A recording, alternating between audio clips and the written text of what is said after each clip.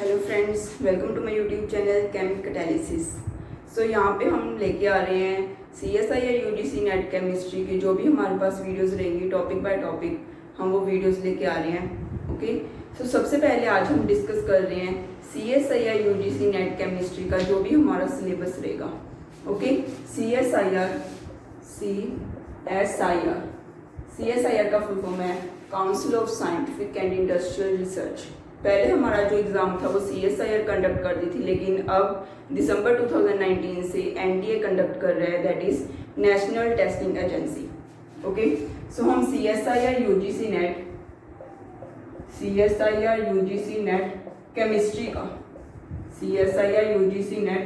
Chemistry का जो भी हमारा सिलेबस रहेगा वो हम आज डिस्कस करते हैं। ओके, सिलेबस डिस्कस कर रहे हैं। आपके पास जो केमिस्ट्री का रहेगा वो रहेगा physical chemistry, inorganic chemistry and organic chemistry. So हमारे पास जो फिजिकल के मेन टॉपिक्स रहते हैं वो रहते हैं क्वांटम केमिस्ट्री, जिनका ज़्यादा कंट्रीब्यूशन होता है क्वांटम केमिस्ट्री। ओके, नेक्स्ट हमारे पास आ जाता है chemical kinetics, that is chemical kinetics. Okay, quantum chemistry हो गया, केमिकल काइनेटिक्स हो गया, एंड देन हमारे पास आ जाए थर्मोडाइनेमिक्स। थर्मोडाइनेमिक्स हमारे पास दोनों तरह के आ जाते हैं, chemical and statistical thermodynamics. Okay, then हमारे पास आ जाता है फिजिकल स्पेक्ट्रा। ये मैं टॉपिक्स लिख रही हूँ जिनका कंट्रीब्यूशन ज्यादा रहता है, physical spectra and then electrochemistry. Yes, electrochemistry. Okay, इन सब का जो कंट्रीब्यूशन है वो सबसे ज्यादा रहता है। ओके, और इनके अलावा हमारे पास आ जाते हैं सॉलिड स्टेट आ जाता है। ओके, एंड हमारे पास आ जाता है कोलॉइड्स एंड सरफेस केमिस्ट्री।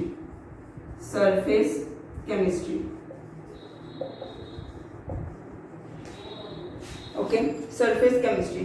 ये जो दोनों टॉपिक्स हैं ये छोटे भी हैं और इनका कंट्रीब्यूशन भी सही रहता है। मींस पार्ट सी में एंड पार्ट बी में आपके पास एक क्वेश्चन या दो क्वेश्चन तो आ जाते हैं।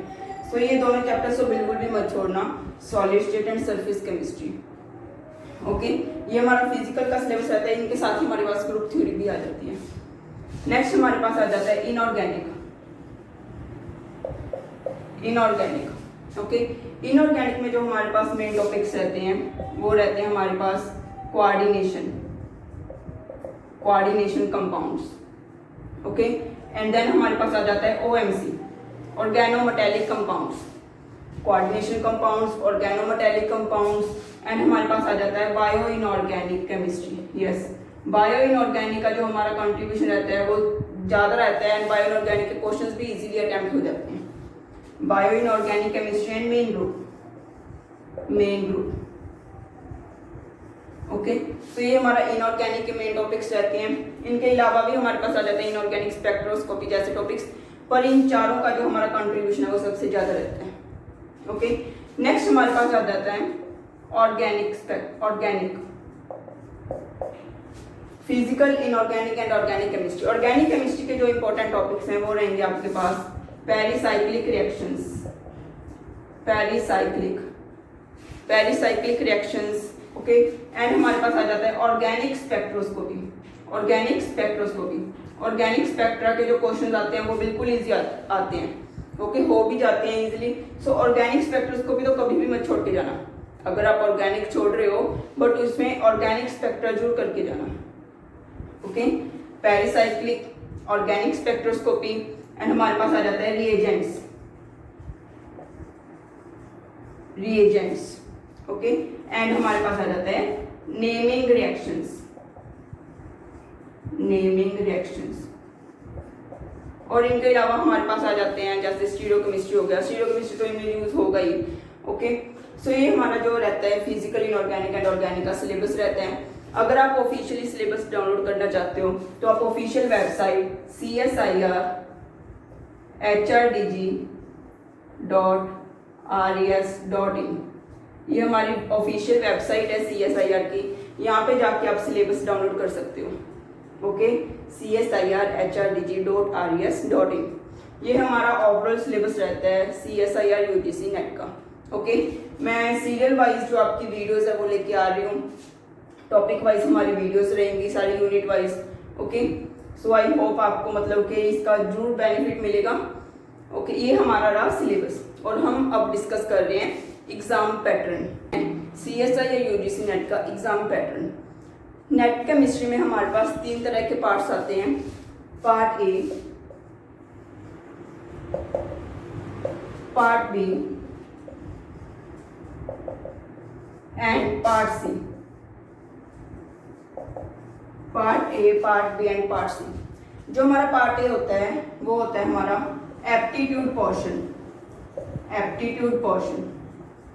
ओके, पार्ट ए हमारा एप्टीट्यूड पोर्शन होता है। इसमें हमारे पास 20 क्वेश्चंस आते हैं, 20 क्वेश्चंस आते हैं। Out of these 20 questions we have to attempt 15 questions, attempt 15 questions. Okay, इन 20 क्वेश्चंस में से आपको 15 क्वेश्चंस अटेम्प्ट करने होते हैं और ये क्वेश्चंस होते हैं हमारे 2 मार्क्स ईच होते हैं। सो मतलब हमारे पास जो पार्ट ए है वो 30 मार्क्स का होगा, जो हमारे पास पार्ट ए है वो 30 मार्क्स का होगा। ओके, जो हमारे पास part B and part C है, part B and part C में हमारे पास केमिस्ट्री के क्वेश्चंस रहते हैं। पार्ट बी में हमारे पास आते हैं 40 क्वेश्चंस, 40 क्वेश्चंस आते हैं। Out of these 40 questions you have to attempt only 35 questions, 35 questions. Okay, इन 40 में से आपको 35 क्वेश्चंस अटेम्प्ट करने हैं एंड 2 मार्क्स ईच क्वेश्चन होता है, तो मींस ये हमारे पास हो गया 70 मार्क्स का, 70 marks.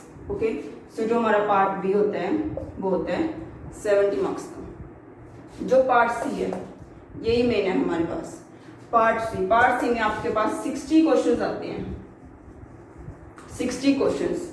Okay, out of these 60 questions you have to attempt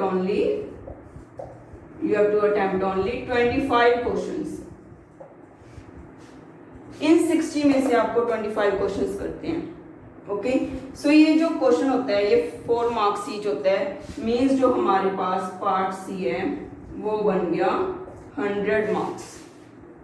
okay, so part C की सबसे ज्यादा कंट्रीब्यूशन रहती है, ये पार्ट सी हमारे पास 100 मार्क्स का आता है और ये 100 मार्क्स ही डिसाइड कर देते हैं कि आपका एग्जाम क्लियर हो रहा है या नहीं हो रहा। मींस पार्ट सी ही क्लियर कर देता है।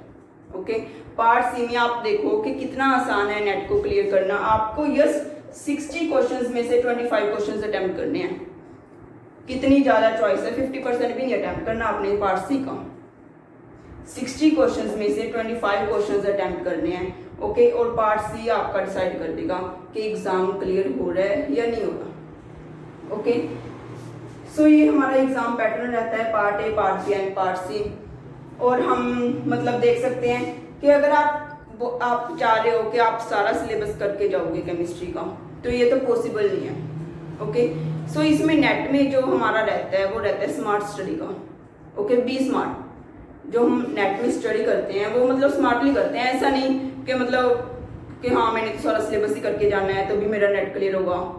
आपके सिलेबस में टोटल 39 यूनिट्स दी हुई हैं, टोटल 39 यूनिट्स दी हुई हैं। इन 39 यूनिट्स में से अगर आप मिनिमम मतलब 20 भी कर लेते हो, 19 to 20 यूनिट्स कर लेते हो वो भी अच्छे से, तो आपका नेट और इवन GRF भी हो जाएगा। ओके, सो नेट में ये जरूरी नहीं होता कि हाँ सारा सिलेबस करके जाना है, जो भी कर रहे हो वो अच्छे से करो। ओके, सो ये हमारा एग्जाम पैटर्न रहता है। और जो हमारी कट ऑफ जाती है, यस कट ऑफ, जो हमारा पेपर बनता है वो बनता है 200 मार्क्स, 200 मार्क्स टोटल हो गया 100 + 70 + 30।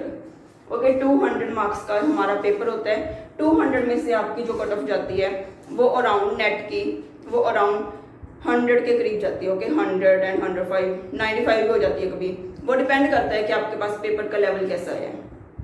ओके, एंड जो JRF की कट ऑफ है that is junior research fellowship, JRF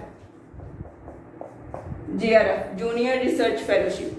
इसकी जो कट ऑफ है हमारे पास वो नेट से करीब 10 मार्क्स ज़्यादा रहती है, 10 to 15 मार्क्स ज़्यादा रहती है। ओके, सो जो भी मैं मतलब कि वीडियो लेके आ रही हूँ, अगर वो आप अच्छे से देख रहे हो, अच्छे से पढ़ रहे हो, उसके क्वेश्चंस प्रैक्टिस कर रहे हो, तो आई होप आपका नेट क्लियर हो जाएगा। ओके, सो हमारा जो रहेगा वो मतलब कल से मैं स्टार्ट कर दूंगी वीडियोस लेके आना।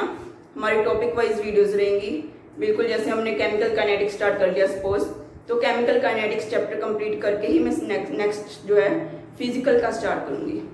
ओके, और उसके मैं साथ के साथ प्रीवियस ईयर क्वेश्चंस भी लेके आऊंगी, जो कि आपको आई होप के काफ़ी बेनिफिट होगा उससे। ओके, सो अगर आपको ये मेरा वीडियो अच्छा लगा तो प्लीज़ लाइक ज़रूर करना, और अगर आप चाहते हैं कि आपके फ्रेंड्स भी इसका बेनिफिट लें तो then please share it and subscribe my channel. Okay, thank you.